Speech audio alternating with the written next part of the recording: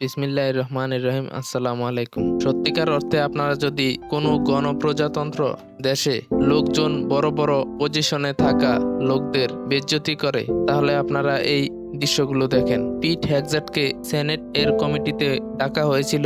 তখন ওইখানে ওকে যেভাবে বেইজ্জতি করা হয়েছিল, যেভাবে অপমান করা হয়েছিল, আর সারা পৃথিবীর সামনে লাইভ দেখানো হয়েছে।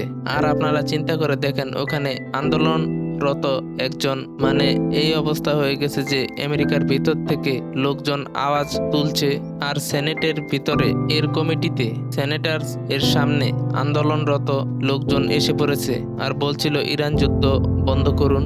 এরপর পুলিশ এসে তাদেরকে শান্ত করেছে।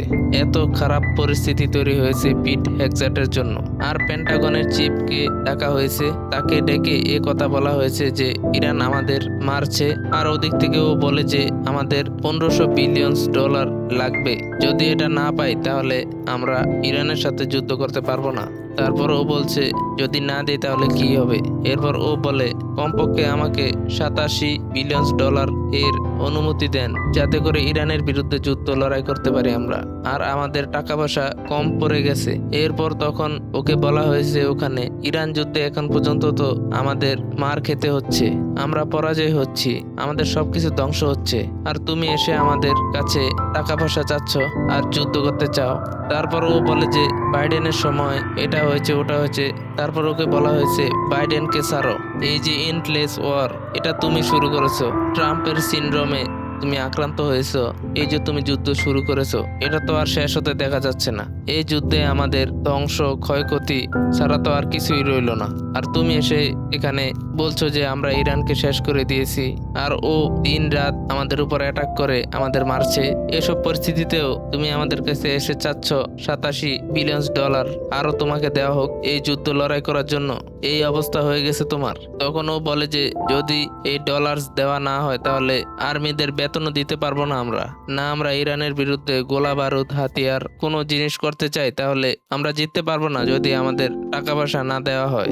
আর এই যে যুদ্ধ এটা আমাদের অনেক বেশি বিপদে পড়ে যাবে। আর ও আরো বলে যে এগুলো বাইডেনের সময় থেকে হয়েছে।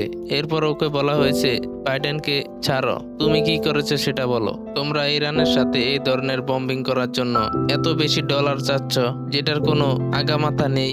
আর এসব পরিস্থিতিতে তোমরা সারা দুনিয়াকে ডিজাস্টার তৈরি করে দিয়েছো, ধ্বংসের দিকে তোমরা নিয়ে যাচ্ছ।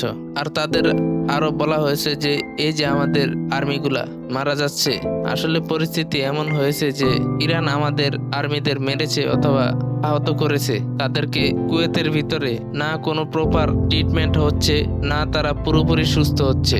আর তোমরা এখানে এসে এটা বলছো যে 25 বছর যুদ্ধের পর আজ সারা দুনিয়া এই লেভেলে পৌঁছে গেছে যে না তোমরা তাদের চিকিৎসা দিচ্ছ ঠিক মতো। আর অবস্থা এটা যে আমাদের আর্মিগুলো মারা যাচ্ছে, আর তোমরা এখানে বসে বসে তামাশা দেখছো। আপনারা কল্পনাও করতে পারবেন না যে পিট হেগজেটকে তারা কত বেশি অপমানিত করেছে। আসলে তারা সবাই একটা কথার মধ্যেই আসছিল, আর বারবার এই কথাটাই বলছিল, তোমরা ইরান যুদ্ধ শুরু করেছো আর আমরা এই যুদ্ধ বিজয়ী হতে পারছি না, আমাদের অনেক বেশি ক্ষয়ক্ষতি হচ্ছে, আমাদের মারা হচ্ছে, আমরা সারা দুনিয়াতে অপমানিত হচ্ছি, সারা দুনিয়াতে তেলের দাম বৃদ্ধি হচ্ছে, জিনিসপত্রের দাম বৃদ্ধি হচ্ছে, আর তোমরা এখানে বসে বসে আমাদের লেকচার দাও আর বলো সবকিছু ভালো আছে, কোনো সমস্যা নাই, না আমাদের কিছুই হবে না, আর এই ধরনের ক্ষয়ক্ষতি আমাদের উপরে এনে রেখে দিয়েছো। তোমাদের উচিত ছিল ইরানকে শেষ করে দেওয়া।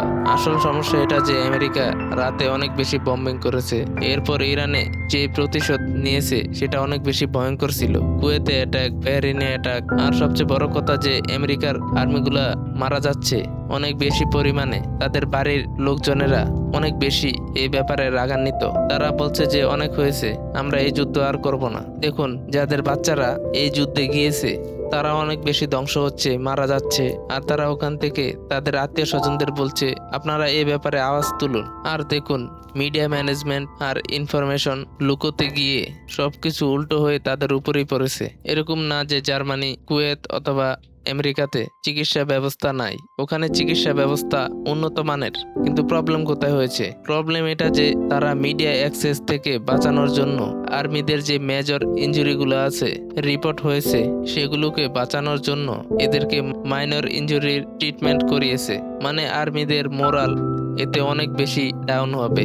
আমরা লড়াই করি, আমরা যদি মারা যাই তাহলে সেটা ভিন্ন কথা, কিন্তু যদি আহত হয়ে যায় তাহলে সারা জীবন ল্যাংলা লুলা হয়ে থাকতে হবে। আমাদের অবস্থা কেউ জিজ্ঞেস করার মতোও নাই। আর এই ধরনের বিষয় কমিটির মধ্যে চলে গেছে, আর ট্রাম্পের জন্য রাজনৈতিক ইস্যু তৈরি হয়ে গেছে। আর ওদিকে ট্রাম্প পোস্ট করছে যে ইরান যুদ্ধে এতজন মারা গিয়েছে, ইরাক যুদ্ধে এতজন মারা গিয়েছে, আফগানিস্তানের যুদ্ধে এতজন মারা গিয়েছে, ইত্যাদি ইত্যাদি। দেখুন, মনে রাখবেন যে পিট হেগজাট আর্মিদের বলতো আর্মিরা অনেক বেশি হার্ড হতে হবে, আর বলতো ছোটখাটো ইনজুরির কিছু যায় আসে না আর্মিদের জন্য। আর একে কেউ জিজ্ঞাসা করো তোমার ছেলেমেয়েরা কেউ আর্মিতে যায়? আর এখনো এটা বলছে ইরানের সাথে আমরা যুদ্ধ করব, আর ইরানের খাক আইল্যান্ডেও আমরা চলে যাব। তো এর কাছে কেউ জিজ্ঞাসা করুক যে তোমার ছেলেমেয়েরা কি ওখানে গিয়ে কেউ লড়াই করে? তোমরা তো এখানে বসে টাকা পয়সা নিচ্ছ আর আরাম করছো, ওখানে তো সাধারণ আর্মিগুলো মারা যাচ্ছে, তাদেরকে না খাবার দাবার দিচ্ছ, না অন্য কিছু দিচ্ছ। এখন এই সকল পরিস্থিতিতে যেটা হয়েছে, এদের কাছ থেকে সকল সুবিধাগুলো, অপশনগুলো ছিনিয়ে নেওয়া হচ্ছে। দেখুন, চিকিৎসা দেওয়ার নামে অথবা বাড়তি কোনো প্রয়োজনীয় জিনিস এর খরচ যদি আপনারা না উঠাতে পারেন, তাহলে আপনারা বলুন আপনারা কিভাবে লড়াই করবেন? আর দেখুন, ট্রাম্পকে যখন কালকে মিডিয়ার লোকেরা প্রশ্ন করছিল যে তখন ট্রাম্প কেন রাগান্বিত হয়ে গিয়েছিল, ও আচ্ছা তোমরা কি বেশি জানো আমার থেকে? আসলে ট্রাম্প ওইসব কথায় সবচেয়ে বেশি প্যানিক হয় যখন ওর বক্তৃতার বিরুদ্ধে যায়। এখন সকল আমেরিকানরা জিজ্ঞাসা করছে আপনাদের প্ল্যান কি? ইরান তো পিছনে যাচ্ছে না, আর ইরান পরাজয় হচ্ছে না, এখন তোমাদের প্ল্যান কি? আর ট্রাম্প বলে যে তোমরা কিভাবে জানো যে আমার কাছে কোনো প্ল্যান নাই? আসলে আমেরিকারা জানেই না যে আমরা কার সাথে যুদ্ধ করব আর কিভাবে যুদ্ধ করব। আপনারা চিন্তা করেন, আগে তাদের একটা অ্যাডভান্টেজ ছিল যে এদের কাছে এরিয়াল ক্যাপাসিটি ছিল, কিন্তু যখন ট্রাম্প এই যুদ্ধে অংশগ্রহণ করেছে তখন ও নিজে অ্যাডমিট করেছে যে এই যুদ্ধের ভিতরে যেখানে সবচেয়ে বেশি ক্ষয়ক্ষতি হয়েছে সেখানে ও বলেছে আমরা জানতাম না মিডল ইস্টের দেশগুলোতে আমাদের সামরিক আড্ডায় ইরান আক্রমণ করবে। আর্মিরা ডিসেন্ট্রালাইজ হয়ে গেছে, কে তাদের অর্ডার দেয়, কে তাদের হেদায়েত করে, তারা কিছুই জানে না এই ব্যাপারে। দেখুন, এইবার রেসপন্স আগের থেকে অনেক বেশি এসেছে ইরানের কাছ থেকে, আর আমেরিকা একেবারে প্যানিক যে আমরা কিভাবে প্রতিশোধ নিব। আর ডোনাল্ড ট্রাম্প যত বেশি চেষ্টা করুক না কেন, এই যুদ্ধ তাদের জন্য অনেক বেশি ক্ষতি এনেছে। দেখুন, ট্রাম্প এই যুদ্ধ বিজয় হতে পারছে না, আর ইসরায়েল অনেক বড় যুদ্ধের প্ল্যানিং করছে, আর সেটা কতটা ভয়ঙ্কর হবে। এখন আমেরিকার সাথে সাথে বাকি শক্তিগুলাও অনেক বেশি ধ্বংসের মুখোমুখি হতে যাচ্ছে। আজকে পিট হেগজাটের সাথে যেটা হয়েছে, আপনারা চিন্তা করেন, এই লোকটার কাছে জবাব বলতে কিছুই ছিল না। লোকজন বলতো যে সেনেটে তাদেরই লোকজন আছে, তারা কোনো প্রশ্ন করবে না। আপনারা চিন্তা করে দেখেন, এই লোকটা একটা জবাবও দিতে পারলো না। ওকে যখন জিজ্ঞেস করা হয়েছিল ইরান আমাদের এত বেশি আক্রমণ করছে আর এত বেশি মার খাচ্ছি আমরা, আর সামনে থেকে ও বলে বাইডেনের সময় ইরান আমাদের চারদিকে বোট দিয়ে ঘেরাও করে রেখেছিল।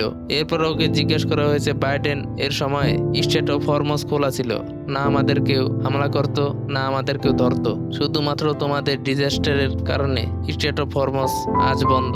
আর জিনিসপত্রের দাম বৃদ্ধি পাচ্ছে, অলরেডি তেলের দাম বৃদ্ধি পাচ্ছে, স্টক মার্কেট ক্র্যাশ হচ্ছে।